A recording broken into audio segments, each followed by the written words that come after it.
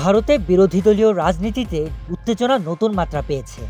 এবার সরাসরি পুলিশের হাতে আটক হলেন কংগ্রেসের শীর্ষ দুই নেতা রাহুল গান্ধী ও তার বোন প্রিয়াঙ্কা গান্ধী।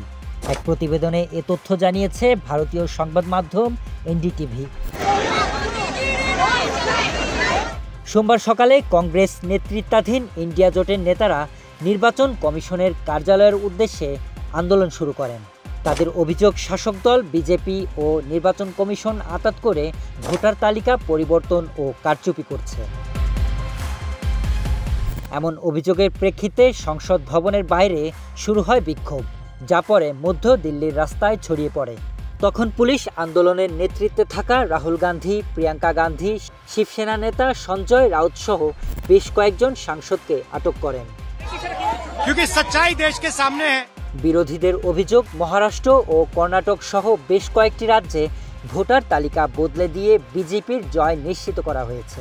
এর আগে গত সপ্তাহে রাহুল গান্ধী ইন্ডিয়া জোটের বৈঠকে প্রমাণসহ দাবি করেন দেশে ব্যাপক ভোটার জালিয়াতি চলছে।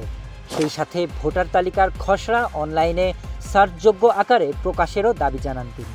1,250,000 ভোট কি চুরি।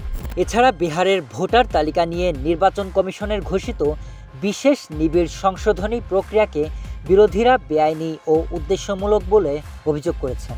প্রক্রিয়াটি সুপ্রিম কোর্টে চ্যালেঞ্জ হলে আদালত শর্ত সাপেক্ষে অনুমোদন দেয়।